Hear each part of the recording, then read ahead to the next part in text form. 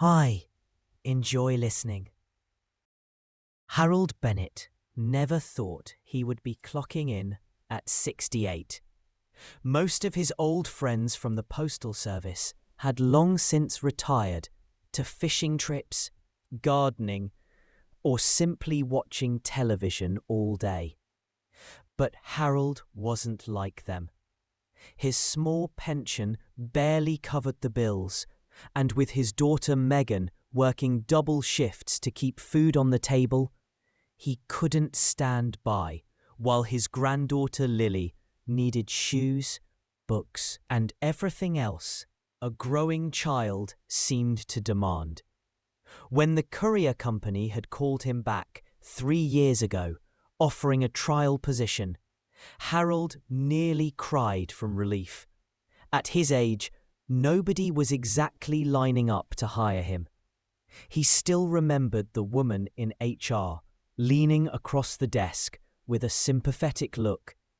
"Mr. Bennett, you're in remarkable shape for your age," she had said carefully. "But this is a fast-paced job. We've never had a senior worker before. I can't promise anything permanent, but let's try a month, shall we?" Harold had grinned like a schoolboy. "A month's more than I expected. Thank you kindly." He hadn't been late once in that month. Not once! And he'd been officially added to the team after. Walking miles every day didn't bother him. In fact, he welcomed it. "Movement is life," he'd tell Megan when she scolded him for pushing himself too hard. Now, he was something of a fixture in the office. The secretary smiled when he walked in, and though he rarely saw his actual boss, Ethan Caldwell, Harold had gotten used to hearing about him through office chatter. Ethan was known to be brilliant but quick-tempered, especially when it came to anything involving his little girl, Sophia. Rumours swirled constantly about his bitter divorce, about the glamorous girlfriend he was rumoured to have brought from France, about how much money he threw around. Harold never paid the gossip much mind. He had his own responsibilities. And he believed that other people's private lives weren't his business. That particular Tuesday morning had been bright and brisk, the kind of morning Harold loved. He arrived at the office early, humming an old Johnny Cash tune under his breath. He had just signed in his first delivery when Ethan himself appeared in the lobby. It was rare to see him in person. Tall, sharp suit, eyes hard as glass. "Bennett," Ethan said, holding out a folder. "I need this delivered across town. They'll be waiting at 3 sharp. Don't be late." "Yes, sir. You can count on me," Harold replied. He glanced at his watch. Plenty of time. Still, Harold believed in being early rather than cutting it close. After all, someone was depending on him. That thought always gave him energy. He set off through the city streets, folder tucked securely in his bag, already planning to take the shortcut through the park. The sun was shining, and his legs felt strong. Everything was going smoothly until he heard the scream. A child's scream. High, panicked and close. Harold froze, scanning the park. On the bridge ahead, a little girl had been leaning too far over the railing. Her mother, or maybe babysitter, was distracted with her phone. In the next instant, the child toppled forward, arms flailing, and disappeared into the water below. The folder slipped from Harold's grip as instinct took over. His jacket was off, shoes kicked aside, and he was in the icy water before the onlookers had even realized what had happened. The shock of the cold nearly stole his breath, but he pushed deeper, eyes straining. He didn't see her the first time he went under. The second time, he caught a glimpse of pale arms tangled in the reeds. With a grunt, Harold pulled her free and dragged her toward the surface.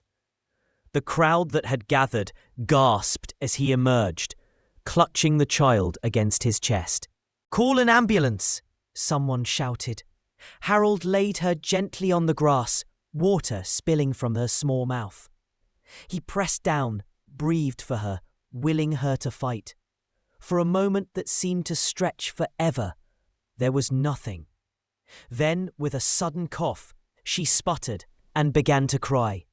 Relief nearly knocked Harold flat. She was alive.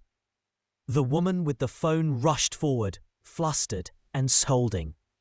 "Do you know how much trouble you caused?" I looked away for 1 second. 1 second. Harold bit back the sharp words on his tongue. Instead, he wrapped his jacket around the trembling girl, trying to warm her. She clung to him, wide-eyed, shivering. Not once did the woman bend down to comfort her. The ambulance arrived quickly. Paramedics took the girl, fussing over her vitals. Harold answered a few quick questions from a policeman, but his eyes kept flicking to the clock on his wrist. Time was slipping away. "Sir, we just need 10 minutes of your time," the officer said firmly. 10 minutes. That was all it took for Harold to lose his job.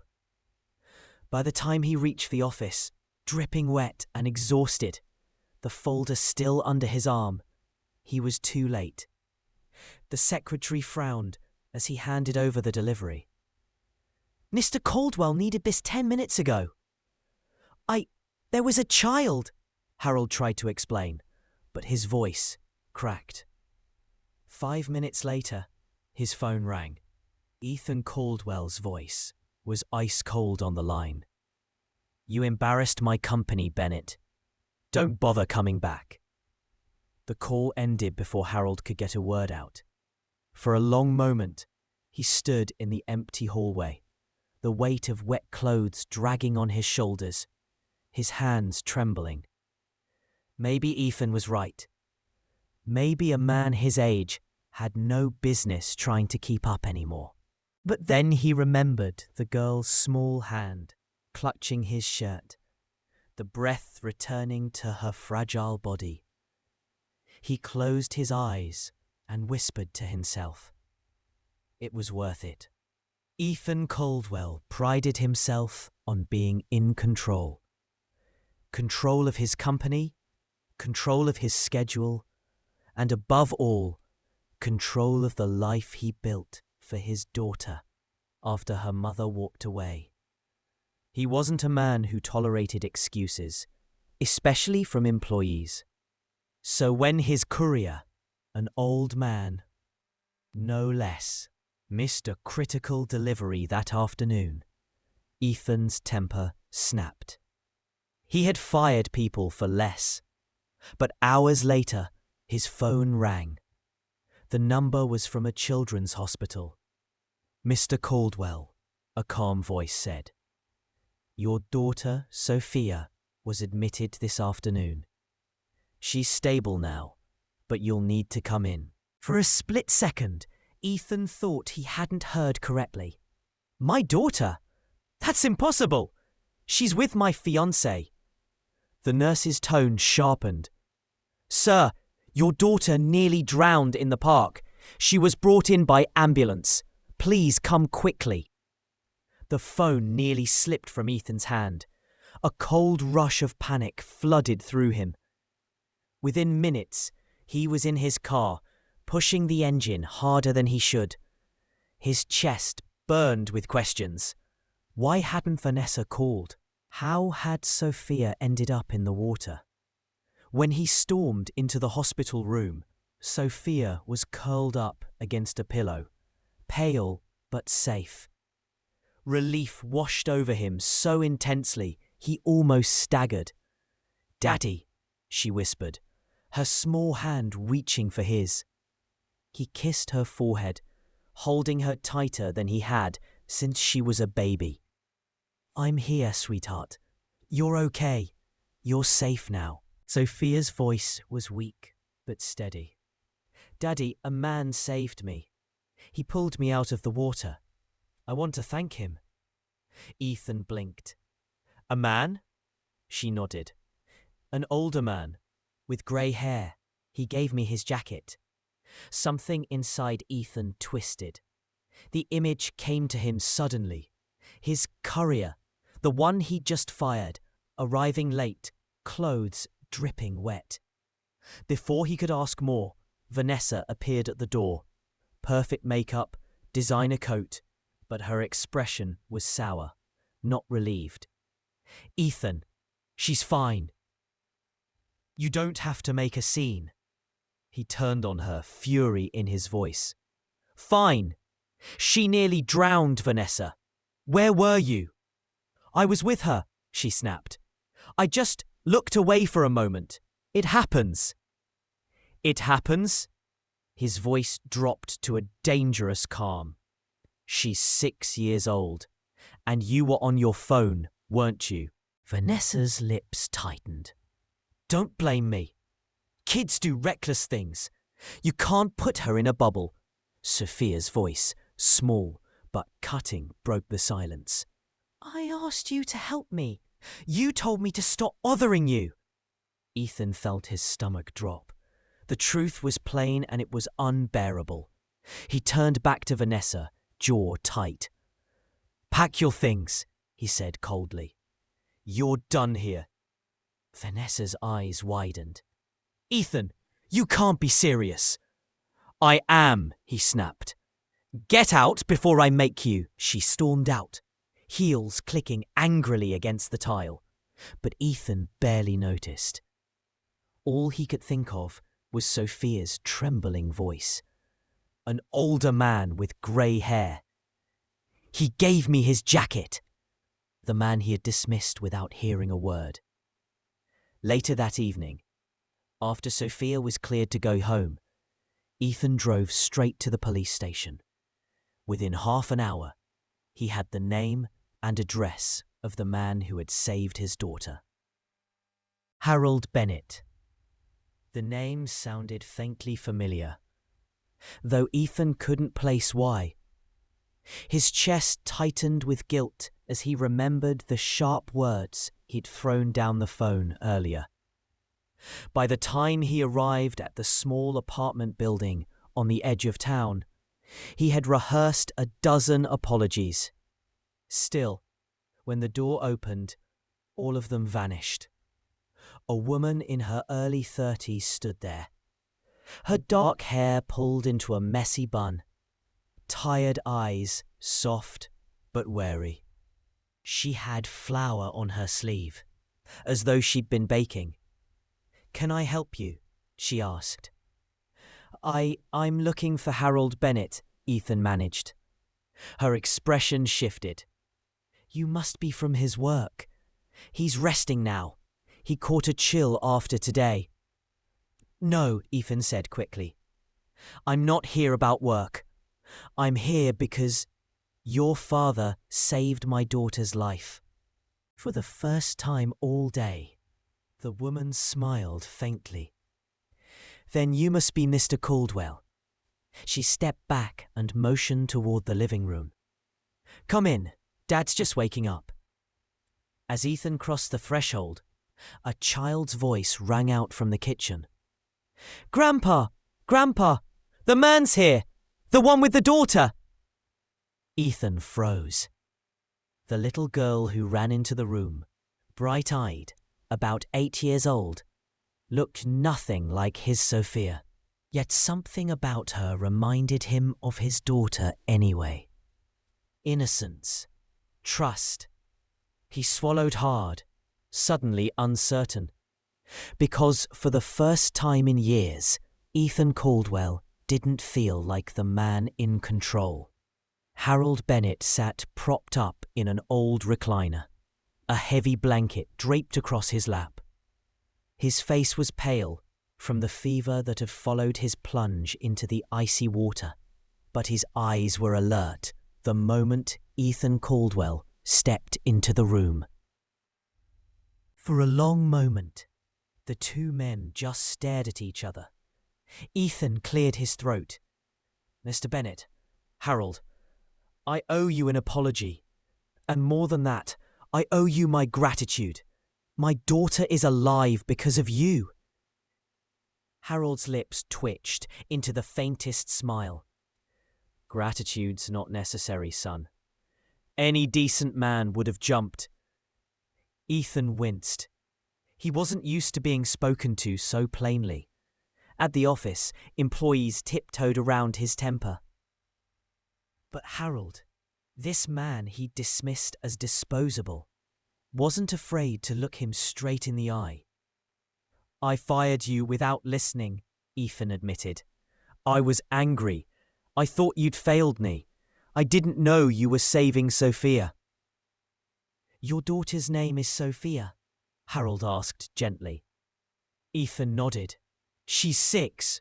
She told me about you. She said she wanted to give you all her candy." That drew a chuckle from Harold, though it turned into a cough halfway through. His daughter Megan quickly appeared at his side, handing him a glass of water. "Dad, take it slow," she murmured. Then she glanced at Ethan, her expression guarded. "You're the boss, aren't you? The one who fired him?" Ethan straightened, guilt prickling under her gaze. "Yes, and I was wrong. I came here to set things right. Harold, as soon as you're well, I want you back at the company. No conditions, no questions. You're one of the best couriers we've ever had." Harold leaned back, eyes thoughtful. "That's kind of you, Mr. Caldwell. But tell me something. Do you really think this job needs an old man like me? Or do you just feel guilty?" Ethan opened his mouth, then closed it. For once, he didn't have a sharp answer ready. It was Megan who broke the silence. "Dad, you love that job! Don't act like you don't!" She turned to Ethan, her chin lifting. "But if he's coming back, you better respect him this time. He's not just a number on a payroll." Ethan felt something stir inside him at her words, something unfamiliar. Respect, maybe, or recognition. This woman wasn't intimidated by him either. She looked at him as though he were just another man, not the owner of half a downtown office tower. "I'll do better," Ethan said simply. "For him, and, if you'll let me, I'd like to do something for your family as well." Before Megan could respond, the little girl, Lily, burst into the room, her excitement barely contained. "Grandpa, can he help pick out my bike?" she asked, tugging at Harold's sleeve. "You promised me a bike, remember? Maybe he can come with us." Ethan blinked. "A bike?" Harold chuckled again, shaking his head. "I promised her one, yes. Didn't expect my wallet to keep up with my promises." Ethan felt the corners of his mouth twitch upward. He wasn't a man who smiled easily. But looking at Lily's hopeful face, something softened. "Well," he said slowly, glancing at Harold, then at Megan. "If you'd allow me, I'd be honoured to help her pick one out. Call it a small thank you for what you've done for Sophia." Megan's brows knit, uncertainty flickering across her features. But Lily's squeal of joy filled the room before she could object. "Grandpa, say yes! Please say yes!" Harold looked at Ethan for a long moment, then gave a knowing little grin. "Looks like you're trapped, Caldwell. Once Lily's set on something, there's no arguing with her." Ethan chuckled softly. "I'll take my chances." But as he glanced at Megan, standing with arms folded but eyes softer than before, he realized this visit had already changed more than he expected. And for the first time in years, Ethan Caldwell left someone's home feeling like he wanted to come back. Saturday morning dawned crisp and clear, the kind of fall day when the air smelled faintly of wood smoke and the leaves crunched underfoot. Harold insisted he was well enough to come along to the bike shop, though Megan still hovered nervously at his side. "You've barely shaken that fever," she muttered, as she tucked his scarf tighter around his neck. Harold waved her off. "Movement is life, remember? Besides, Lily would never forgive me if I missed this."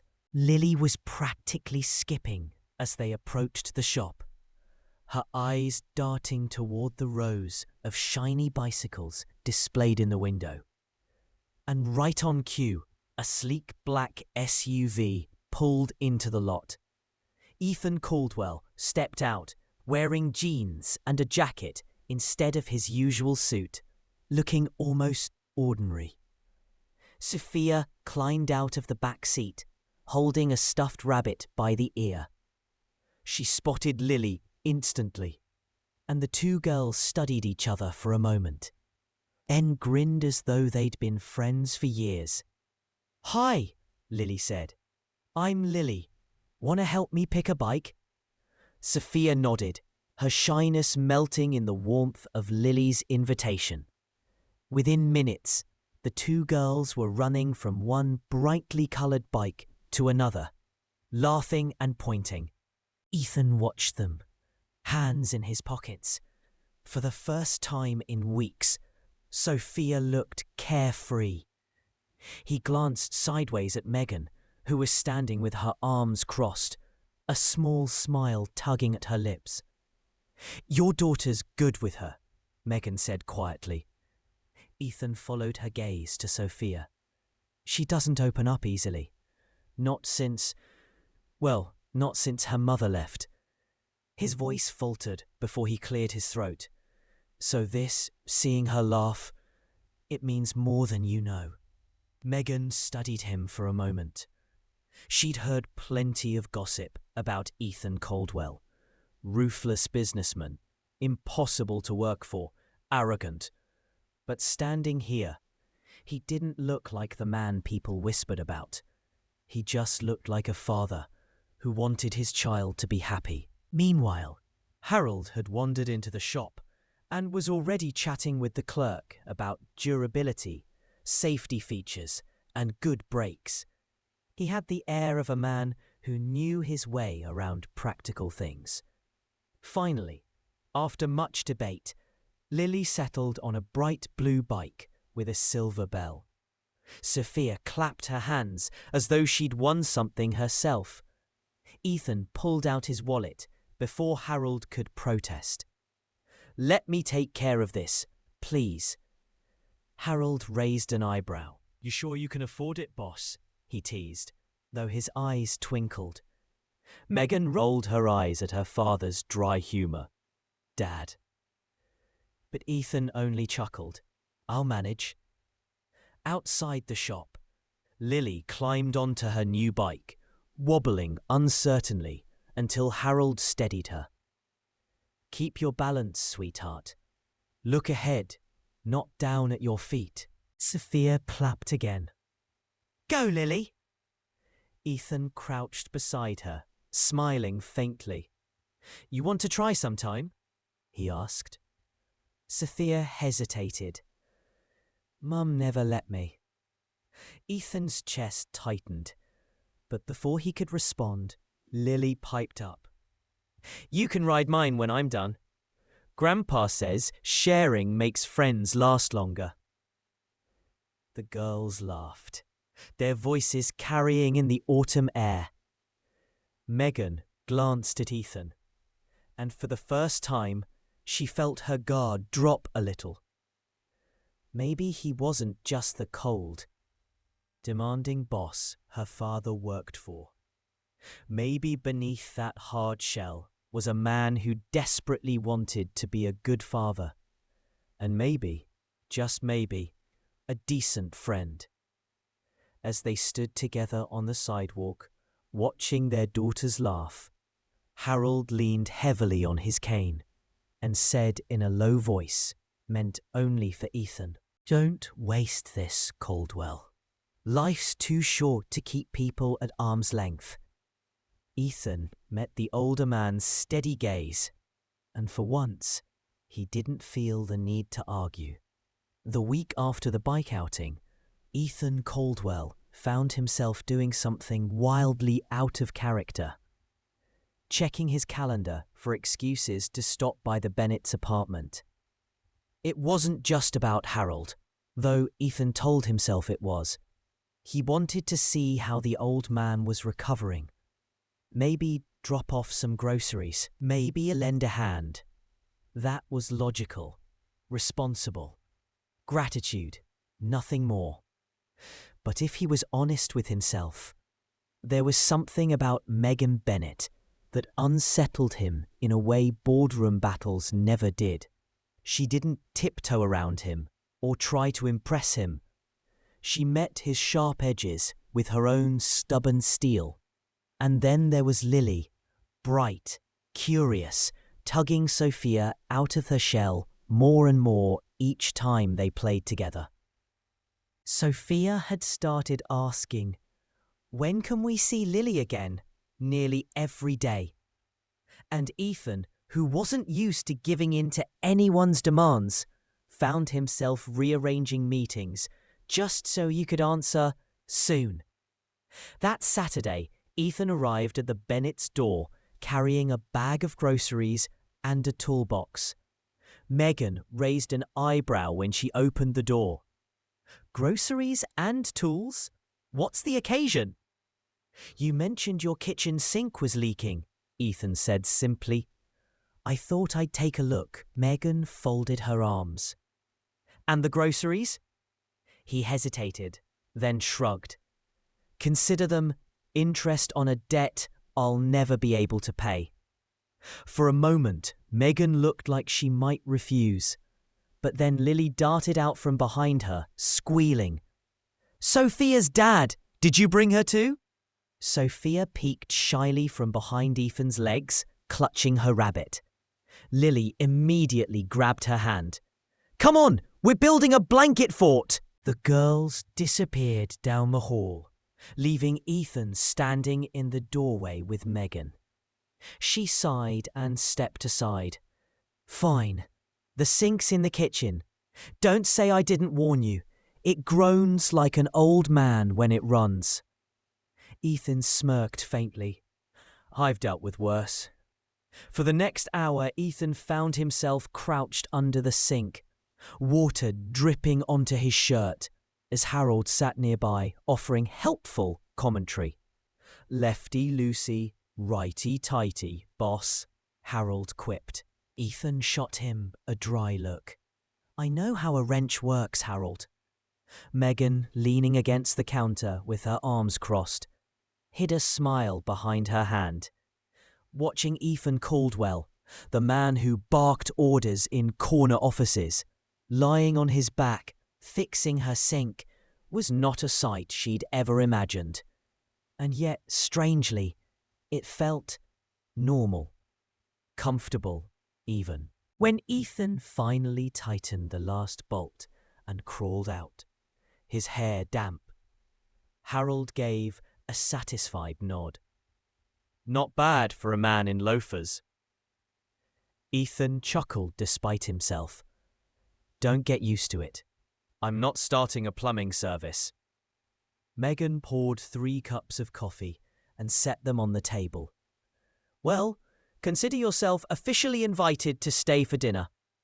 Lily and Sophia already raided the fridge for snacks, so we might as well make it a family affair." That evening, the apartment was filled with warmth it hadn't known in a long time. The girls giggled inside their blanket fort. Harold told stories from his postal days, and Megan and Ethan found themselves talking, not about work or obligations, but about life. Megan admitted she'd been 19 when she had Lily, and how she'd raised her mostly on her own. Ethan confessed he still sometimes woke up in the middle of the night, convinced he was failing as a father. Funny, Megan said softly. I've had the same thought every night for 8 years. Their eyes met across the table, something unspoken passing between them. When it was finally time to leave, Sophia clung to Lily with a hug that lasted longer than most adults' goodbyes. In the hallway, Ethan paused, looking back at the Bennetts' door. Something tugged at him, a feeling he hadn't allowed himself in years. Belonging. Monday morning came with its usual storm of phone calls, meetings, and urgent messages. Ethan Caldwell sat in his glass-walled office, staring at the skyline while his assistant rattled off the day's agenda. But instead of listening, his mind wandered back to Saturday evening. The laughter around Harold's kitchen table, the sight of Sophia curled up next to Lily in the blanket fort, and Megan's quiet smile when she thought no one was watching. He shook himself back to the present. He had no business getting attached. He was a man who built companies, not families. Still, by Wednesday, he found himself in the grocery store again, arguing with himself over whether to pick up Lily's favourite brand of cereal by accident when he dropped groceries at the Bennetts later that week. At the Bennetts' apartment, Harold had grown noticeably weaker, though he stubbornly refused to admit it, kept insisting she could handle things on her own. But Ethan saw the strain in her face when she thought Lily wasn't looking. One evening, while Sophia and Lily worked on a jigsaw puzzle, Ethan quietly asked Harold, What if you let me help more? Take some of the pressure off Megan." Harold gave him a sharp look, then softened. "You really mean that?" Ethan nodded. "I know I'm not family, but—" "You're showing up," Harold interrupted, his voice gruff but not unkind. "That counts for something. Just don't overpromise. Megan's had her share of people walking away." Ethan absorbed the words in silence. The balance he was trying to find shattered on Thursday evening. He had just finished a late meeting when his phone buzzed. He almost ignored it until he saw the name, Vanessa. He hadn't heard from her in nearly 2 years. The last time she'd left him with a bruised ego, a bitter taste, and Sophia asking questions he had no good answers to. Against his better judgment, he answered. "Ethan," came her voice, smooth and sharp as glass. "Don't hang up. I'm back in town. We should talk." "I don't think there's anything left to say," he replied coldly. "Oh, but there is," Vanessa purred. "You'll want to hear it, for Sophia's sake." His grip tightened on the phone. "Don't use her as leverage. Then meet me. Tomorrow. Same cafe as always." She hung up before he could refuse. The next evening, Ethan sat stiffly across from her in the dim cafe. Vanessa looked almost exactly as she had when she left. Elegant, polished, dangerous. "You've changed," she said lightly, stirring her coffee. "Less ice in your veins. Say what you came to say." She leaned forward. "I want to be part of Sophia's life again." Ethan's jaw clenched. "You walked away. She cried for months. And now you waltz back in." "I made a mistake," Vanessa interrupted, her voice deceptively soft. "But I've realized I miss her. I miss us." Her eyes lingered on him in a way that made his stomach twist. "There is no us," Ethan said flatly, "and Sophia doesn't need more instability." Vanessa's smile turned brittle. "You don't get to decide that alone." "You've been busy, haven't you? Spending time with that postal worker's daughter. What's her name? Megan. Ethan froze. Vanessa leaned back, satisfied. Small town. People talk. Careful, Ethan. Wouldn't want Sophia getting confused about who her real family is. Later that night, as Ethan drove home, Vanessa's words burned in his ears. He wanted to dismiss them, but doubt had a way of sneaking in. At the Bennett's apartment the next day, he watched Sophia laughing with Lily, Megan standing nearby, and Harold dozing in his chair. It looked so simple, so right, and that terrified him. Because Vanessa wasn't wrong about one thing. He didn't know if he had the right to let himself get pulled deeper into their lives. By late autumn, Ethan's life felt like it was split in two. At work, he was the same commanding figure. Sharp suits, decisive orders, endless meetings.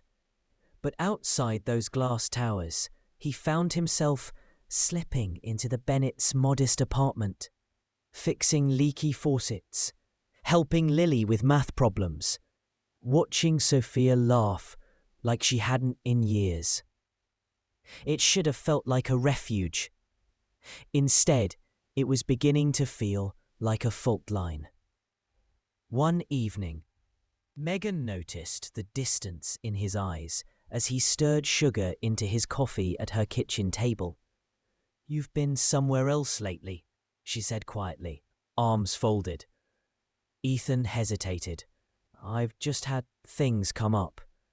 "Business things or personal things?" she pressed, her gaze steady. He looked away. He couldn't bring himself to say Vanessa's name. Not yet. Megan sighed. "You don't owe me explanations. But if you're going to be part of Lily's life, of Harold's, then don't start disappearing without warning." Her words stung more than he expected. The storm broke the following week. Ethan was leaving the office when Vanessa appeared in the lobby, all sleek hair and perfume. She linked her arm through his before he could protest. "Dinner," she said brightly, loud enough for onlookers to hear. "It'll be just like old times." We pulled away, jaw tight. "Vanessa, don't." But the damage was already done. A client had seen. So had his assistant. And when Megan opened her apartment door later that night, Vanessa's perfume still clung to his suit. Megan's expression froze. "Busy night?" Ethan opened his mouth, then shut it. He could explain. He could beg her to believe him, but the look in her eyes, hurt, guarded, made the words stick in his throat. Lily appeared behind her, holding Sophia's hand. "Dad?" Sophia asked, confused. Megan's voice was clipped. "Maybe tonight isn't a good time." The door closed, leaving Ethan staring at the peeling paint, hollow in a way no boardroom defeat had ever made him feel. Inside, Megan leaned against the door, her hands trembling. She wanted to believe Ethan, wanted to trust the warmth she'd seen in him, but Harold's warning echoed in her mind. "Don't let anyone waltz in and out of your life, Meg. Not again." And she couldn't afford for Lily's heart, or her own, to be broken. The tension only deepened when Harold collapsed 2 days later. It happened in the early morning. One moment he was shuffling toward the kitchen. The next he was crumpled on the floor. Megan's scream jolted Lily awake. Within minutes, an ambulance was rushing Harold to the hospital. Ethan arrived breathless, Sophia in tow. He didn't even pause to wipe the sweat from his forehead. What happened? Megan's face was pale. Her eyes rimmed red. He just went down. They're running tests. For a long moment, she didn't move. Then, without thinking, she leaned into Ethan's chest, trembling. And despite everything, the doubts, the shadows of Vanessa, he wrapped his arms around her, holding her up when she couldn't stand on her own. Hospitals had a way of shrinking time. Days blurred into nights under harsh fluorescent lights, the steady beep of machines filling the silence. Harold's condition was serious. His heart was failing. Doctors spoke in cautious tones, outlining treatment options that all sounded frightening and uncertain. Megan refused to leave his side. Lily tried to be brave, but the sight of her grandfather, pale and hooked up to monitors, left her clutching Sophia's hand at every chance. And Ethan, he found himself pacing the sterile corridors, feeling strangely helpless. Deals worth millions he could manage, but this he couldn't fix with money or strategy. On the third night, Megan stepped outside the room for some air. She found Ethan leaning against the vending machine, a paper cup of bitter coffee in his hand. "You should go home," she whispered. He shook his head. "I'm not leaving you here, alone." Her eyes glistened. "You don't have to keep doing this, Ethan. Being here, it's not your responsibility." "Yes, it is," he said firmly. "Because I care. About Harold. About Lily. About you." Megan stared at him, torn between hope and fear. She wanted to believe, but she remembered too well how quickly people could vanish. The fragile connection between them was tested the very next day. Vanessa showed up at the hospital. She swept in like she owned the place, heels clicking, voice lilting with false concern. "Ethan, darling, I came as soon as I heard. Poor man, such a tragedy." Megan stiffened, rising to her feet. "And you are?" Vanessa's smile was sharp. "I'm Vanessa, Sophia's mother, Ethan's ex-wife." She savoured the words, watching Megan's expression tighten. "Megan Bennett," Megan said evenly. "Harold's daughter." The air crackled with unspoken tension. Vanessa's gaze flicked between them. "So this is where you've been spending all your time. How sweet. Playing house with the Bennetts." Ethan's fists clenched. "Enough, Vanessa!" But Megan had already stepped back, her walls snapping up again.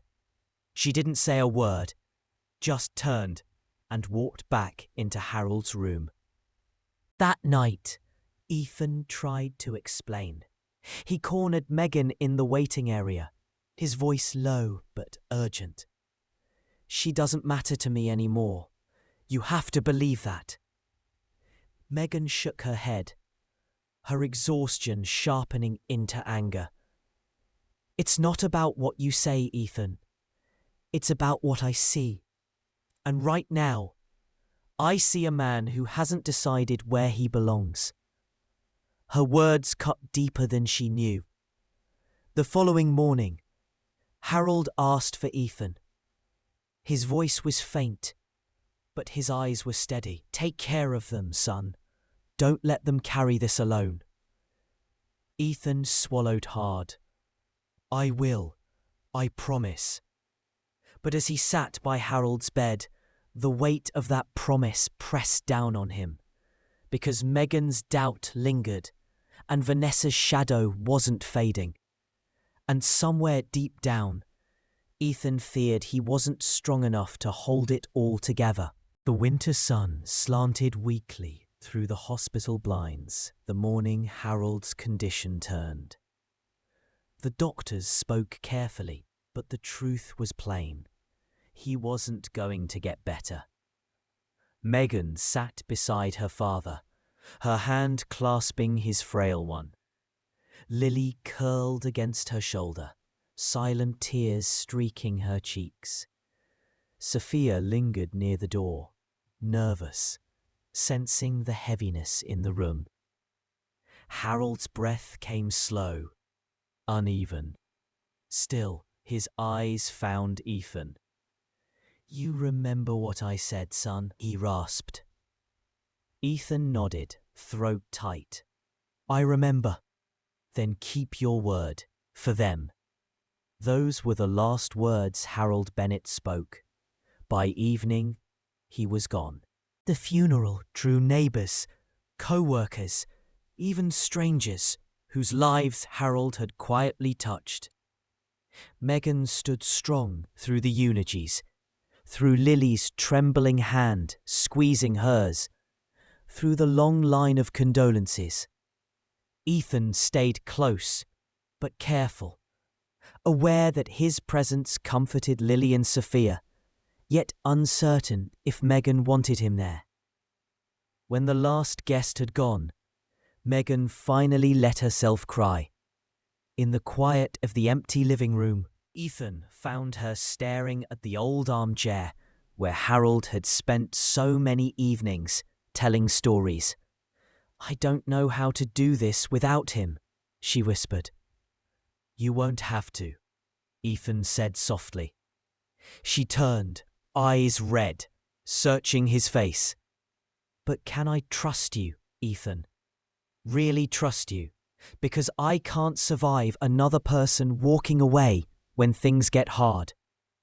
Before he could answer, the door opened. Vanessa. She didn't knock, didn't hesitate.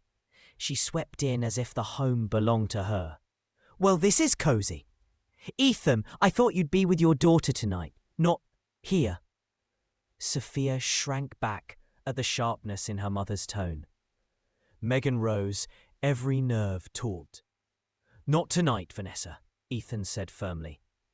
"Oh, but it is tonight," Vanessa pressed, her voice like glass. "You think you can play family with them? Pretend you belong here? You don't.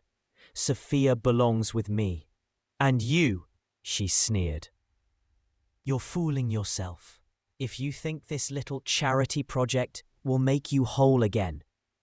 The words hit like a strike. For a moment, silence stretched. Then Ethan stood, his voice steady, stronger than Megan had ever heard it. "You're wrong. This isn't charity. This is family, and if you can't see that, that's your loss.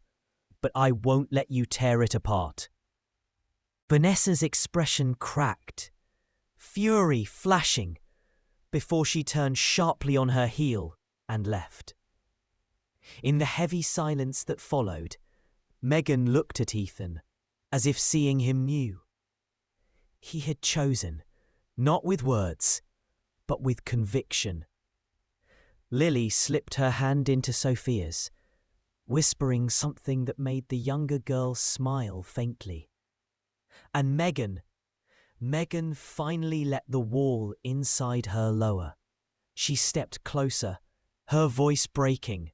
"I want to believe you, Ethan.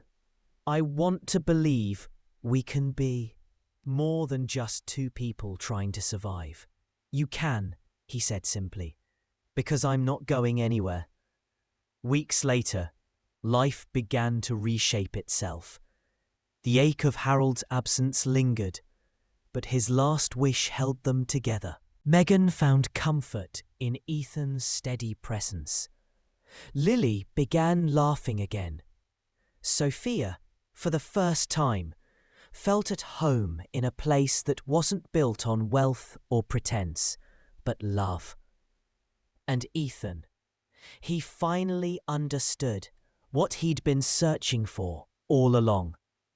Not redemption in boardrooms or balance sheets, but in the warmth of a kitchen crowded with mismatched mugs, a girl's shy smile, a woman's quiet trust, a family. Not perfect, not easy, but real. And for Ethan Cole, that was everything. If you like the story, I would be very happy to have your support. Click the thumbs up. And to not miss new stories, subscribe and click on the bell. Thank you from the bottom of my heart, and all the best.